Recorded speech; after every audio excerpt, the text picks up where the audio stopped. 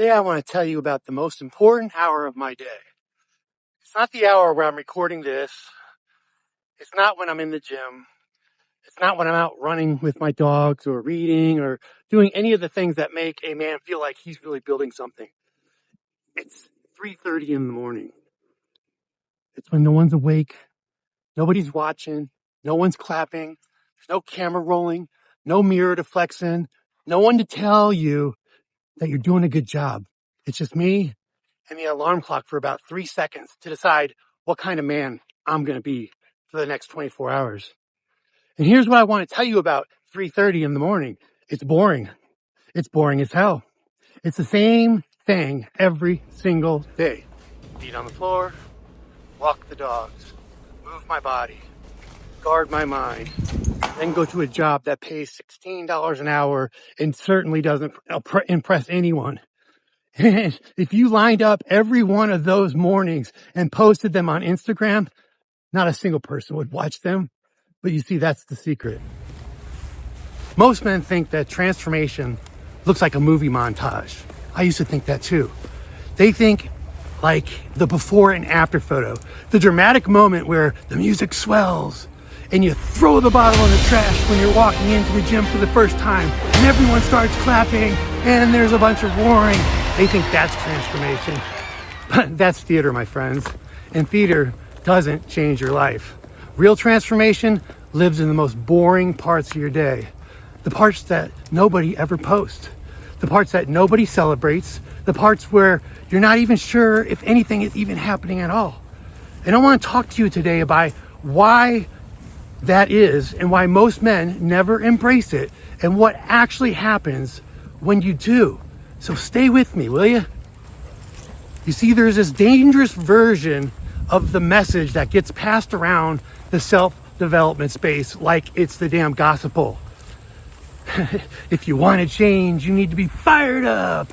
You need to have a playlist, a pre-workout, the speech from your favorite influencer that makes you want to run through a freaking brick wall. The dangerous version says that intensity is the engine of transformation. But here's my honest take after living both versions. Motivation is more like a guest. It shows up late, it leaves early, and it never comes when you actually need it. I can't remember where I heard that say, but someone said that. Now, intensity, it's kind of like an engine, your starter engine. It'll get your car going, sure, but you can't drive across the country on just a starter motor. At some point, you have to let the engine take over. And the engine is boring. It hums, it doesn't roar, and no one freaking records an engine humming. Now, the useful version of change says this: the man who transforms his life is not the man with the most dramatic story.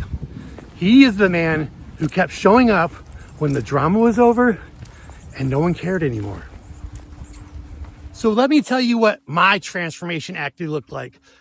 Not the version I would have liked to tell you, the real one. When I finally got sober, and I mean really sober, not just dry, not just white knuckling it, through a couple of weeks, I had to rebuild everything from the ground up. I was overweight. When I stood in front of the mirror, like we talked about last episode, I didn't even recognize myself, and I'm looking back, looking soft, feeling tired before my date even started. I had lost several marriages, lost the trust of all my friends and family, and lost years of my life to a needle and a bottle of alcohol. And the world's advice for a man in that position is to go do something big. Go make a huge statement and go prove the world you've changed, right? So here's what I did instead. I went to rehab. I went underground for 12 months. I disappeared from the world.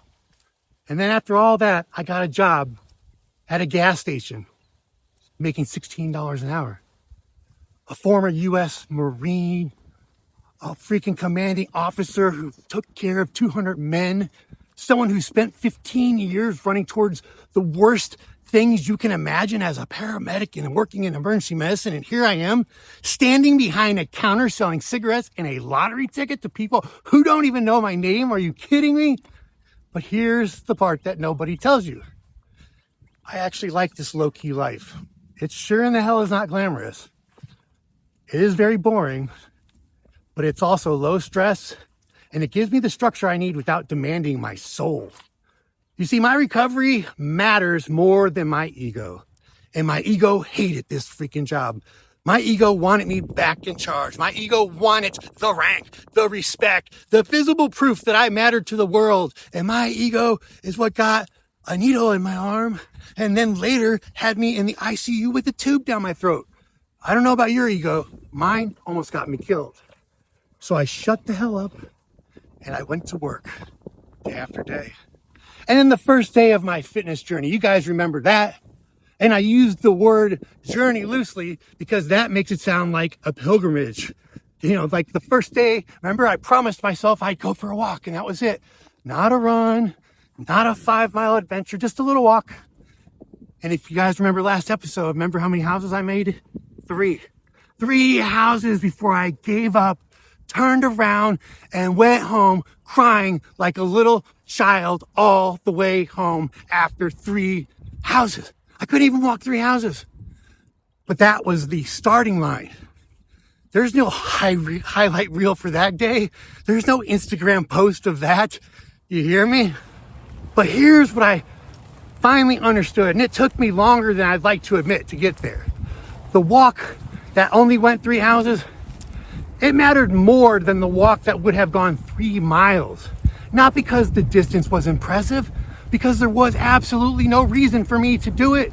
Nobody was watching. There was no applause. No one was waiting at the end of it. No one would have even known if I had stayed on the couch the entire day. The only person who would have known was me. And I would have known. And that's the whole game right here, my friends.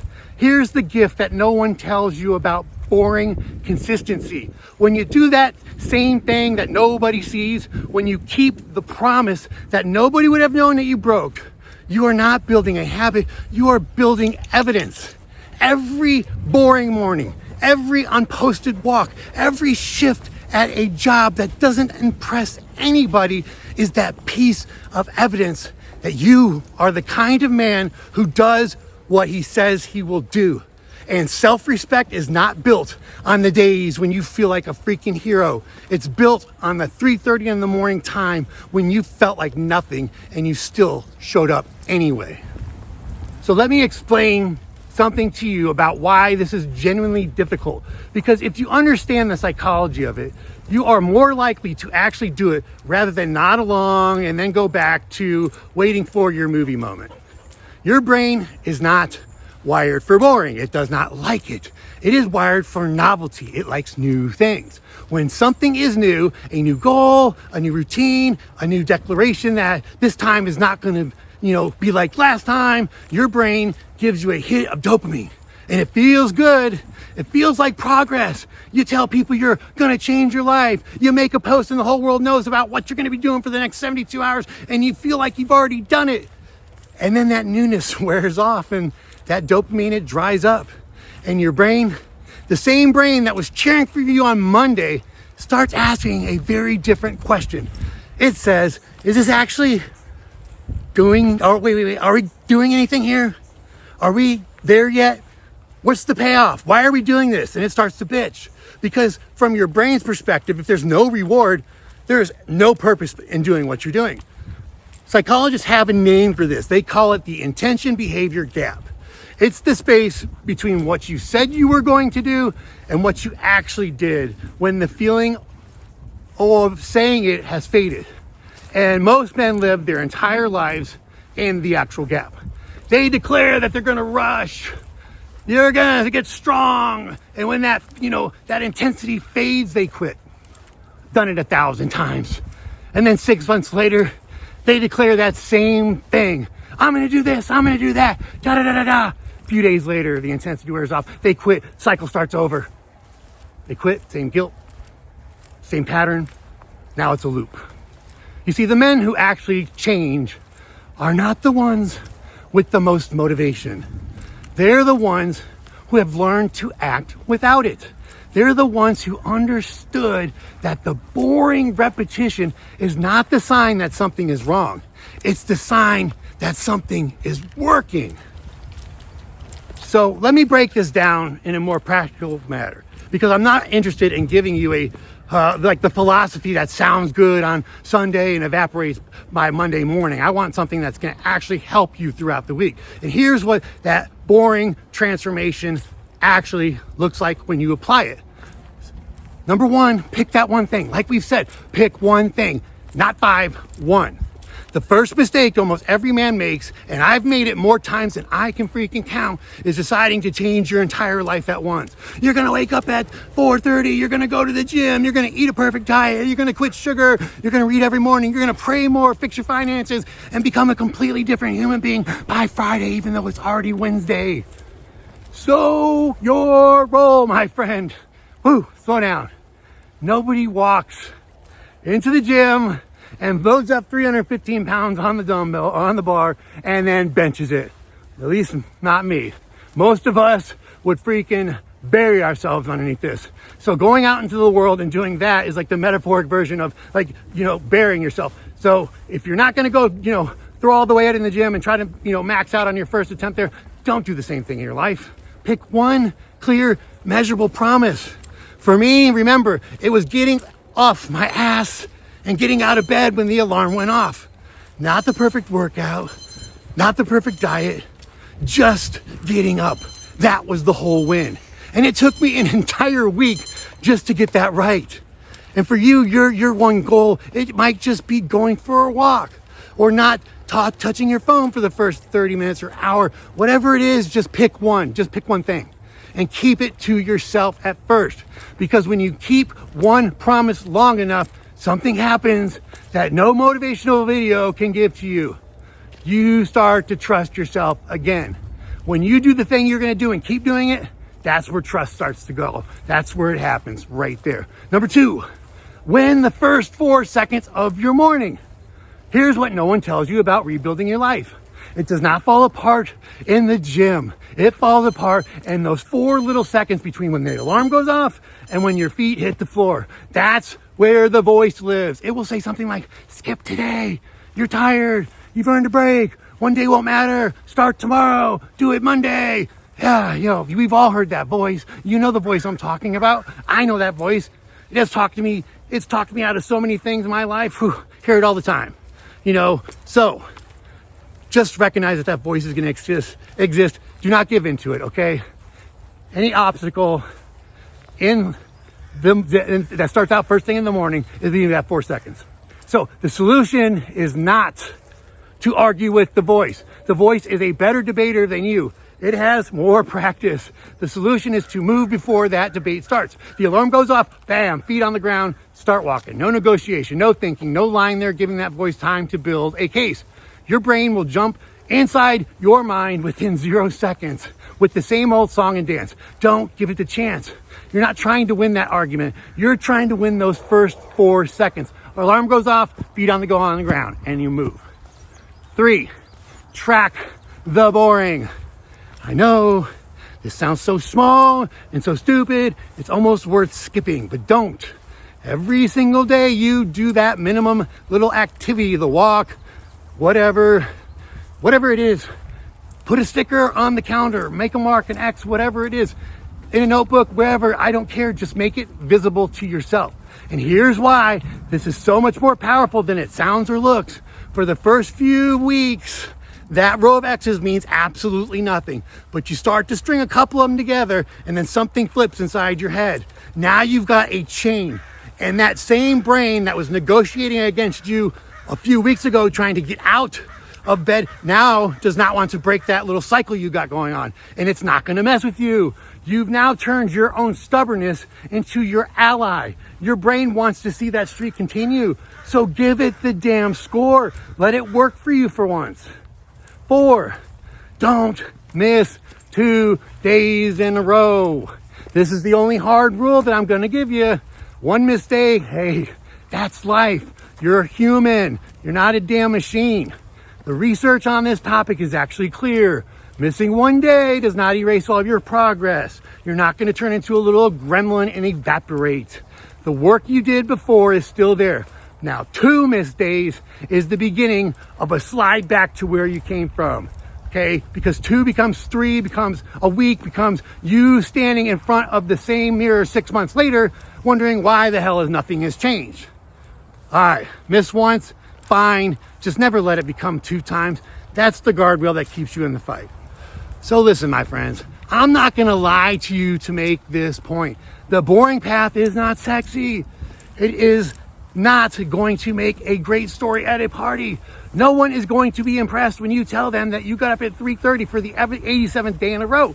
They're not going to be impressed until you fucking have the before and after picture showing that 60 pounds is not gone. That's when they're impressed. Okay? You know, they'll applaud the outcome, but they're not going to applaud the process. And that's the test. Can you keep going when the applauses aren't coming? Can you show up when the only person who knows you showed up is you? Because that's the boring path.